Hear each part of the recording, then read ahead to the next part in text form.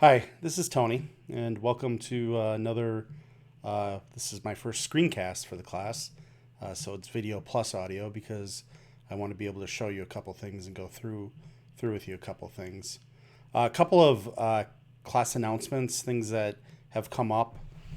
First of all, it's very important that you go through and listen and watch and read. So, for example, this Twitter 101, hopefully you went through. If you haven't, you should. Also, watching the Twitter revolution is important. Listening to the audio, again, watching the screencast. It's really important that you do because this is, about half the class is this stuff. So even though it's an online class, we'll be done with the textbook in a couple of weeks, and you're going to rely on these kind of things to keep up with what I'm doing and talking about. Otherwise, the assignments don't make much sense without any context.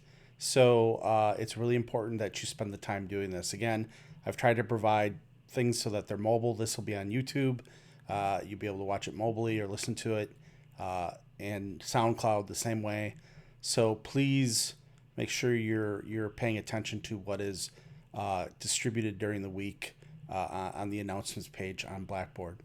The other thing is I've had some questions, and it worries me because one of the things you had to do is review the syllabus. There is a textbook. I think there was a mix-up when it didn't show up for an online class. I'm not sure why.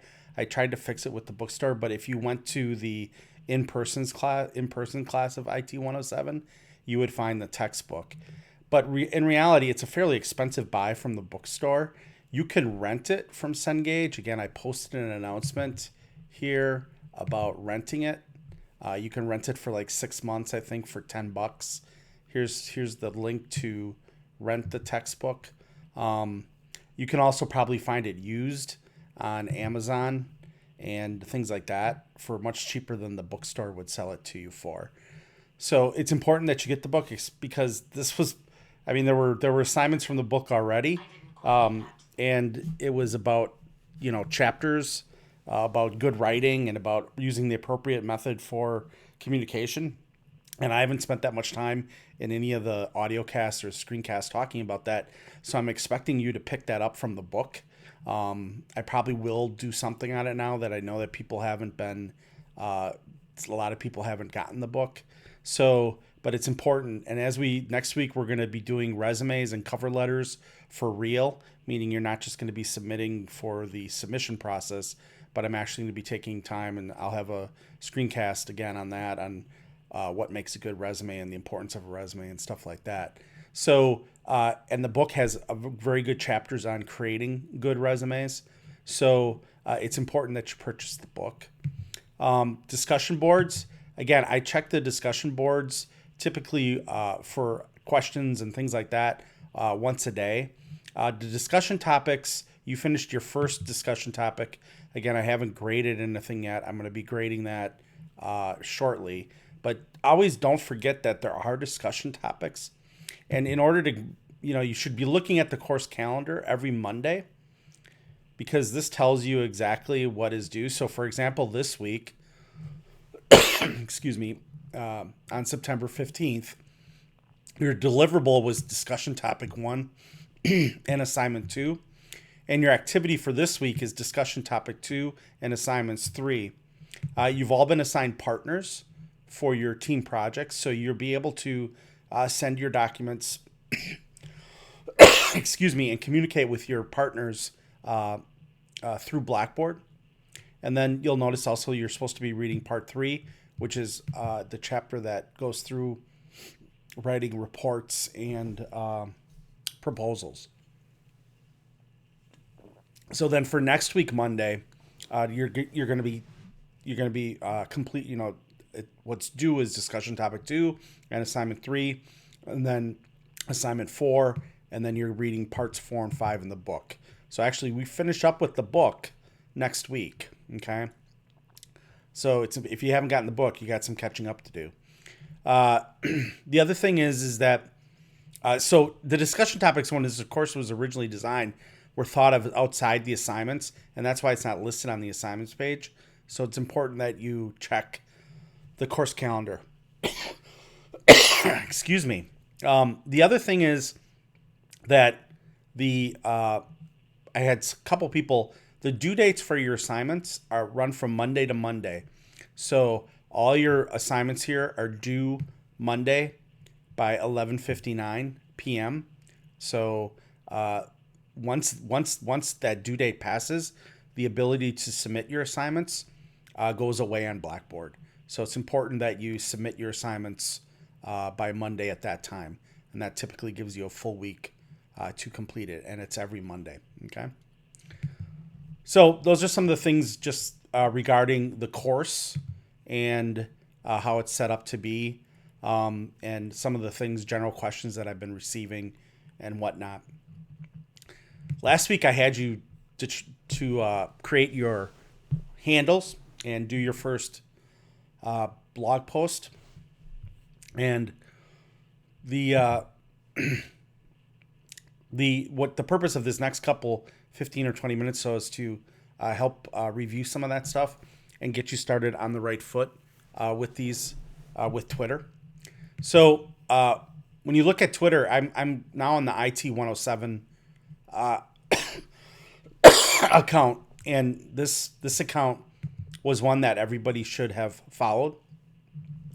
So I'm just going to go through some main things. One is, you'll notice that when you go to your Twitter account, you have some tabs up here that you can go to. And I'm sorry, I had to pause that. I have been fighting a virus this last week, and now it seems to be gone, but now my allergies are bothering me, and when I talk, I end up having to cough. So you'll have to excuse my either pauses or some of my coughs while I'm talking. So just to go through Twitter, you should now have your Twitter account set up. And I'm going to go through a couple of things, highlight a couple of things that are important. You should have hopefully watched that Twitter 101 that I posted on Blackboard that gives you a good review of what Twitter is and how it works. And I'm going to reiterate some of the high points of that. First of all, in this semester, for people who have never used Twitter or think Twitter is dumb or don't want to figure out or don't want to know what somebody had for lunch yesterday, that's not what Twitter is about. Twitter is not going away. I love Twitter. I think Twitter's one of the best things since sliced bread. If you watch the Twitter Revolution video on CNBC, you'll notice, in regards to the Boston bombing, how that all played out on Twitter. Really, Twitter is become the go-to for a lot of things. Journalism, news, sports. It's become the go-to place for when there's a crisis or an emergency, and for dissemination of information. And it's a tool for your professional persona to keep up to date and begin interacting with people with like interests and common knowledge. And that's what building your professional persona is about. It's about eventually establishing trust with people. And with Twitter, you can do that. And you can also broaden your horizons, meaning you can start following people on Twitter who you normally would never meet in real life and start engaging with them, although that's a higher level of exercise. But you can start engaging with them and learn a thing or two, or share your experiences with them. If you again watch the Twitter Revolution, the CEO of Twitter talks about it as being thought of as the new town square, and that's a pretty apt discussion of it. A description of Twitter. So again, I don't use the web app very frequently. I actually use Tweetbot on my Mac for the majority of it. So here's my 3 Twitter feeds. Here's IT107, my personal account, Political Punk, and then Tony at MATC. And you'll see it's just basically a live ticker. And it has all the same features on it as a web access, but it has this live updating and whatnot. So, first of all, your home is the Twitter feed of the people who you are following. So we have 408. We are following 448 people on IT 107, and these are the people who we are following and their tweets. There's notifications, and a notification is when, in the web-based Twitter, it's when somebody retweets you, and it's when somebody mentions you. Okay. So I'll do a tweet and I'll talk about this when I show you the tweet. But this, for example, here is a mention. Paris, who's in my Mequon class, retweeted this. Okay. And then it also tells me who's following us. Okay. The one last thing it does too is it tells us when somebody's favorited one of our tweets. And I'll talk about that in a bit too. There's a Discover tab, which you'll notice has the pound sign. And basically this is where Twitter starts following, sees what you're interested in, and tries to provide you a little bit of an algorithm feed, not necessarily people you follow, but people based on your feed of who you might find interesting. It's a good way to find more people to follow.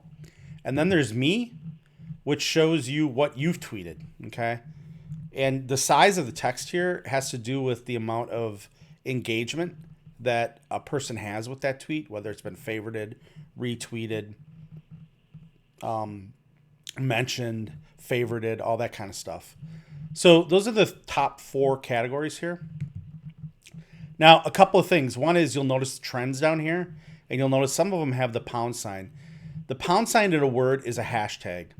So if I wanted to write a tweet, I'll kind of throw all the stuff into it that I can while I explain it.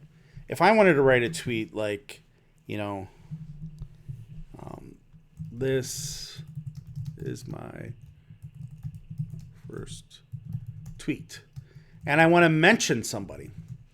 Say I want to mention Tony at MATC. I can go ahead and mention that. And really what that is a shout out. What that does is it goes into a different category, and up here it would go into the notifications. But on other Twitter clients that you use on a mobile device or whatnot, there's typically a different category. So this is my first tweet, and so it's a shout out. So if you want to tweet something and you want to make sure that a person at least sees it or has the opportunity to see it, you would mention somebody. If you read an article by somebody and you want to make a comment on it, you'd use their Twitter handle to make the comment on it. If you wanted to reply to somebody, you'd be replying to their Twitter handle. You can add a photo here. Okay. Same thing as normal that you can do here. And you can add a location. And it's not finding me really because it says I'm in Brookfield, Wisconsin. I'm not in Brookfield, Wisconsin, but and then the other thing is a hashtag. So you can also add a hashtag, and a hashtag is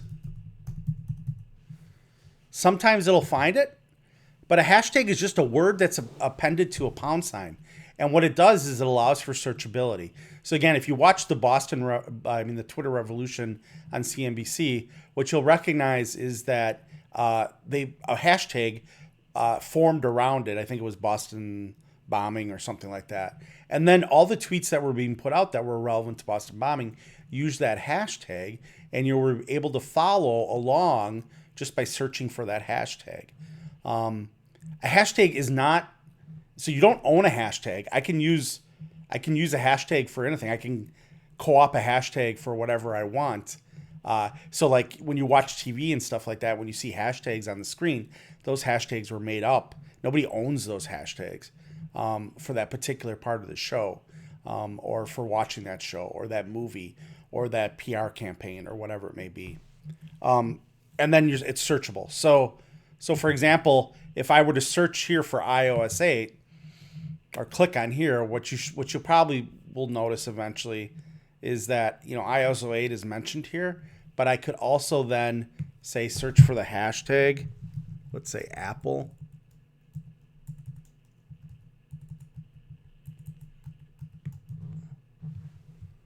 If I could type,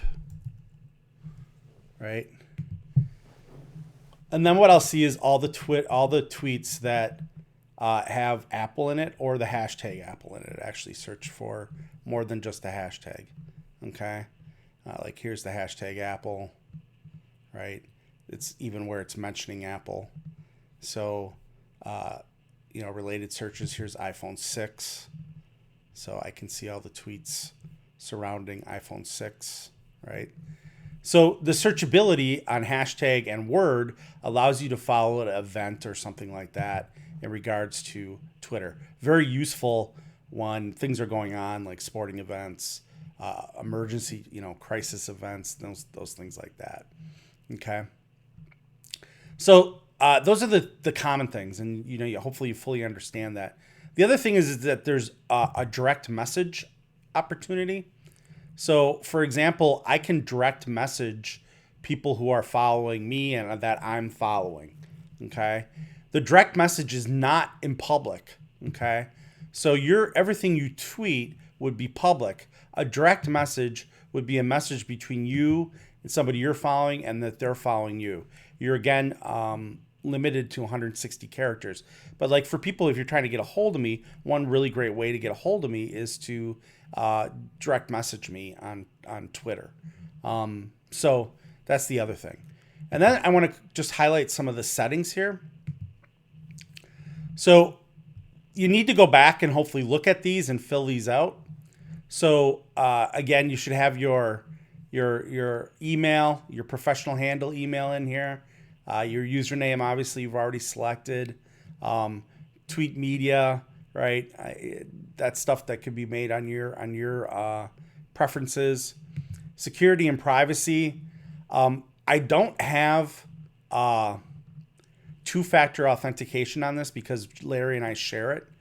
But I would really suggest if I were you to set up two-factor authentication.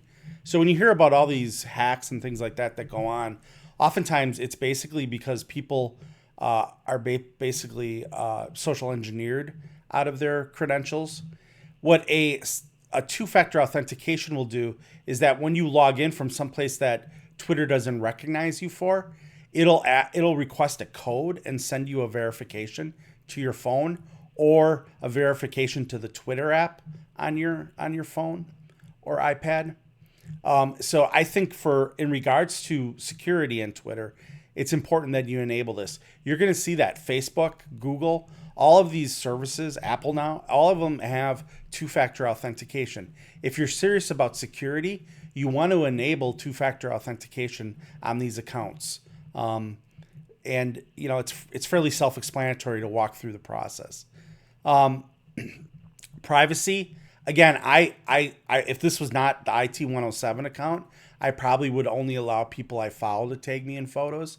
Maybe not even allow anyone to tag me in photos. Again, tweet privacy doesn't make sense because I view Twitter as a public forum. I like adding location. I think location can be valuable depending on where you're tweeting. Let your friends find you by email address. Of course, that's what your professional persona email is. Again, tailor your Twitter based on recent website visits. That's fine too. Ads too. Password, obviously. Payments and orders, not really applicable to us. Mobile. Again, this is because on my Tony at MATC account, I have my phone number and I have two-factor authentication set up. But because Larry and I share this one, we don't enable it on here. But this is where you would add your phone number. Email notifications. So again, you can check all of these to determine how you get notified when things happen on Twitter. All right. Very good to go through and decide.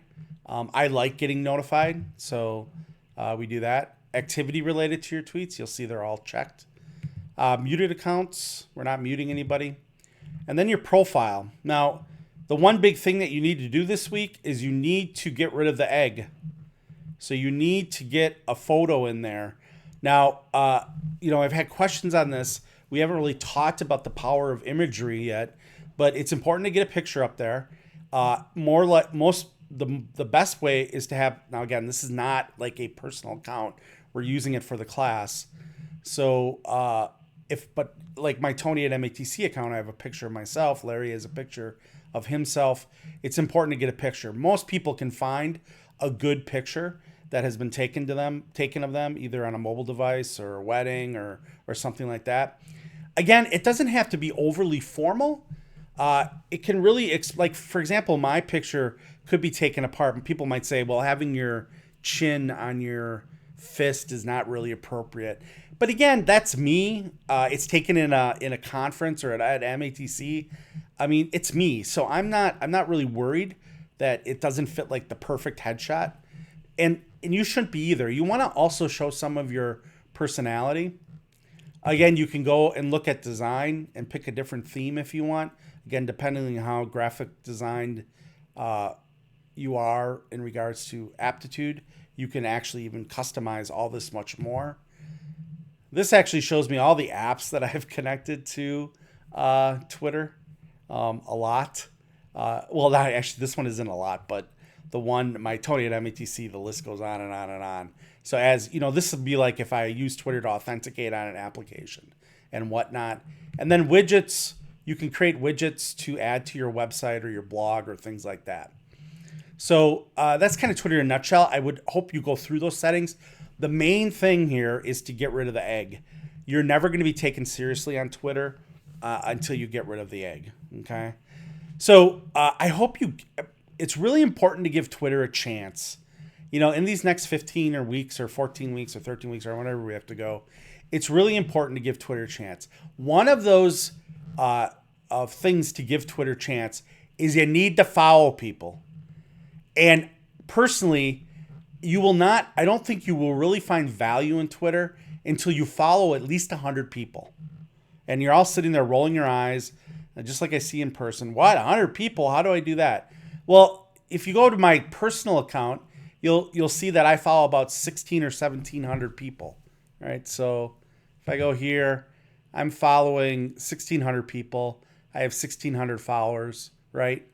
And you'll notice my feed, keeps going. I have duplicate information on some of this stuff. I like the redundancy. And my theory always is that when Twitter becomes valuable, you're not going to be reading every single tweet. You're not going to be on Twitter every second of the day. But when you follow more people, what happens is important stuff bubbles up to the top. So stuff that maybe you miss, it comes back again, either through a retweet or something like that. And it's important that if you only follow 20 people, that's not going to happen. So one of the best ways to go and look for people to follow is one, go to my Twitter account and see who I'm following, right? Now, again, this would be on the web. I'm doing this in Tweetbot. But secondly, Google is your friend. So you could do something as simple as, who should I follow on Twitter in IT? Right? And guess what? The 100 people you should follow on Twitter. Well, skip this ad. The 100 people you should follow on Twitter, right? Here. Okay. Now, not all of them are technology people here, and that's fine. There are other lists that you'll see. Now, IT is probably, so let's say I put in technology, which is probably a more broader category. Here we go. Most 100 influential tech people on Twitter, right? You can also follow your favorite websites. So again, I follow all the major tech websites. Now, will you see repetition? Of course you will. You might, yeah. But that's what tells you and gives you kind of a cue into what might be important and relevant out there. Again, following people it's not like a currency. It's not like something that, if you follow 100 people, if you end up finding somebody who you don't like or you don't find a value, that you can't unfollow them. The other thing about following people is the more people you follow, the more likely you're to get to people to follow you. Like I would follow students. I would go back and look in IT 107, right? And see who we're following. I'm following all of the people who followed me, which is you guys, which is the students. I still see some eggs here, right? So, but actually a lot of them have pictures, but they're still eggs. You want to get rid of those eggs and follow each other. Okay. You can go look and see at past students who we followed. So, we've used Ike as an example and his blog. So there's a lot of different people you can follow. And it takes like 20 minutes to follow 100 people. And the more people you follow, the more value you're going to find in Twitter. The other thing is the value of Twitter on a mobile device. So if you have a smartphone, you definitely want to download the Twitter client and get that set up on your phone because it's great for mobile viewing. So when you're sitting in a doctor's office waiting for an appointment or whatnot, you can quickly whip out Twitter and take a carouse of it. Again, your first initial thing is to lurk, to read, to digest. This is also a great way to keep up on your field. Hopefully you're in this field because you're passionate about it, and there are other people passionate about it. Those are the people you want to start engaging with to establish your professional persona. Now, the other thing about Twitter is you can also follow fun things. Like if you look at my people who I'm following, I follow a lot of sports people, right? I follow some celebrities. There's nothing wrong with that. Obviously, I don't think you want to just follow pure celebrities, but it's an awesome tool.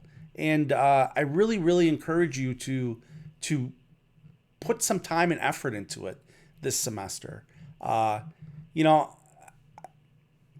told classes for 100 times since I've been at MATC. There's going to be have and have-nots, or there is have and have-nots already. But the haves are going to be people who have access to information and know what to do with it. Twitter's another tool to gain access to information. So again, when I did a little experiment when the Boston bombing occurred, and I had CNN in the other room, and I followed on Twitter that whole day the Boston bombing. Twitter was ahead of what was going on CNN by about 2 hours. Eventually, CNN kind of caught on and started basically just rebroadcasting what was going on Twitter. And you'll notice that if you watch breaking news, oftentimes that's what happens. But I still think that you can, because news budgets have shrunk. So CNN doesn't have people on the ground anymore all over the place.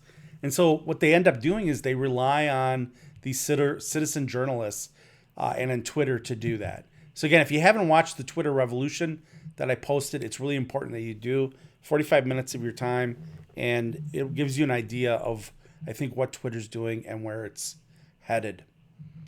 So I've already gone on probably too long. Hopefully I didn't bore you, but it's really, really important that you buckle down on Twitter and use it and follow people and give it a chance. If you're as closed-minded not to give this a chance, then you really have to think long and hard whether or not you want a career in technology and IT. Because technology and IT changes daily. And what we're doing today will not be what we're doing tomorrow. The tools we're using today will not necessarily be the tools that we're using tomorrow. The operating, on and on. You can go on and on about technology, and it's just the way it is. Things change. And again, to be able to have this information and interact with people. So for example, I've gotten to know people in California that I interact with, that I engage with both on Twitter and Facebook. I watch the Gilmore Gang. I participate in their chats. These are opportunities that 10 years ago I would have never had. I wouldn't have met these people. I wouldn't know them. I wouldn't be able to interact and engage on a common passion and interest. To me, that's awesome. I don't have very many of my good friends that are into this so much. So it's up to me to go out and find people who are passionate about it. And that's really important, is you got to be passionate about it. Twitter helps expose your passion and create your professional persona, and to show that you're interested in subject matter that is relevant to you establishing a career in IT. I can't say that enough. This is what this class is all about. It's about portraying yourself, having the ability to portray yourself in the light that you want to be seen as a professional as you establish your career professionally going forward. You'll have 10 different jobs in your lifetime if you're 20 something. You'll have probably 5 or 6 different careers. So it's not about what you did. It's not about who you worked for. It's about you. What do you bring to the show? What do you bring to a company? Why are you, what skills do you have that are valuable to us?